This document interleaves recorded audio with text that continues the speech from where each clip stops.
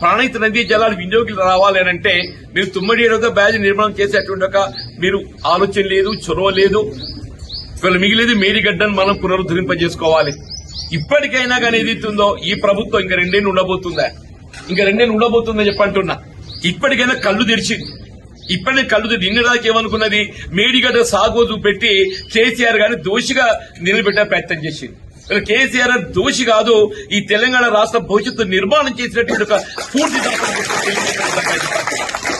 తెలంగాణ రాష్ట్ర నిర్మాణాన్ని వీళ్ళ నిలబెట్టే విధంగా ఒక స్ఫూర్తిదాత అని చెప్పంటున్నా. వీళ్ళ మీరు గత వారం రోజులు గమనిస్తుంటే ఏ విధంగా కాళేశ్వరం ప్రాజెక్టు పునరుద్ధరింప చేసుకోగలుగుతాము, మేడిగడ్డ బ్యారేజ్ పునరుద్ధరింప చేసుకోగలుగుతాం అనే ఒక ఇవాళ ఎందుకంటే దోషి అయిపోతున్నాడు. ఇక్కడ 3 కాలాలు గడిచిపోయిందే ఈ వేసవితోని, ఇక మిగిలింది 2 కాలాలు. ఈ 2 కాలాల్లో కూడా చేస్తా అంటే కూడా అవుతుందా కాదా తెలియదు కానీ చెప్తున్నా నేను. ఇంతకాలం అయితే ప్రకృతి సహకరించింది, మన కరువు రాలేదు. రేపు భవిష్యత్తు ఏమైతే తెలియదు. రేపు కరువు వస్తే దాని జవాబుదారు ఎవరవుతారు? రేవంత్ రెడ్డి అవుతాడు, కాంగ్రెస్ పార్టీ అయితే అని చెప్పంటున్నా. దాని జవాబుదారు ఎవరైతారో రేవంత్ రెడ్డి అవుతాడు, కాంగ్రెస్ పార్టీ అయితే అని చెప్పంటున్నా. దానికి ఏదైతుందో అదేదో ఇవాళ జ్ఞానోదయం అయినట్టు ఏదైతుందో ఏ సంతోషం. ఇప్పటికైనా వి వెల్కమ్ ఇట్.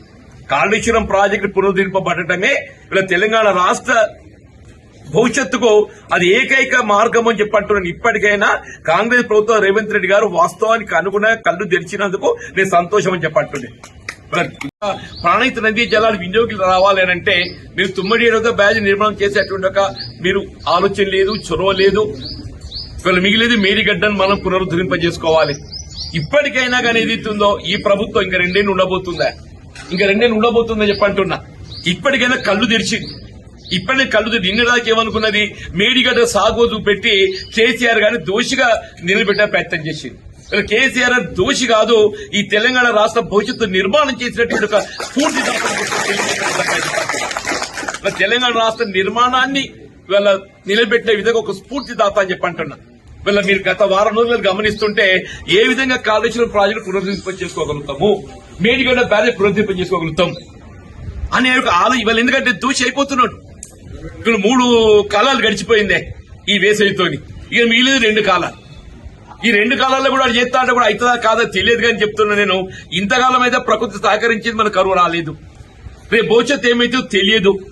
రేపు కరువు వస్తే దాని జవాబుదారు ఎవరవుతారు? రేవంత్ రెడ్డి అవుతాడు, కాంగ్రెస్ పార్టీ అయితే అని చెప్పంటున్నా. దాని జవాబుదారు ఎవరైతారో రేవంత్ రెడ్డి అవుతాడు, కాంగ్రెస్ పార్టీ అయితే అని చెప్పంటున్నా. దానికి ఏదైతుందో అదేదో ఇవాళ జ్ఞానోదయం అయినట్టు ఏదైతుందో ఏ సంతోషం. ఇప్పటికైనా వి వెల్కమ్ ఇట్.